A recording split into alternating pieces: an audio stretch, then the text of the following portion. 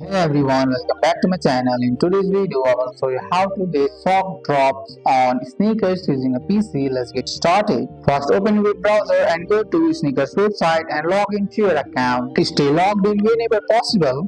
Sock drops sell out fast and logging in late can cost you the win. Now go to Nike account settings and make sure email notifications are on, sneaker alerts are enabled. Nike often sends sock drops alerts with a very little time, so notifications matter. Nike favors real active users on your PC. Browse sneakers regularly, like sneakers you like, and watch videos and read sneaker stories. This does not guarantee a sock drop, but it helps your account to look legit. Sock drops are often spotted seconds after they go live on your PC. Follow Sneakers new website, trusted Sneakers Twitter or X account, Discord Sneakers alert groups. These alerts can give you a few seconds advantage.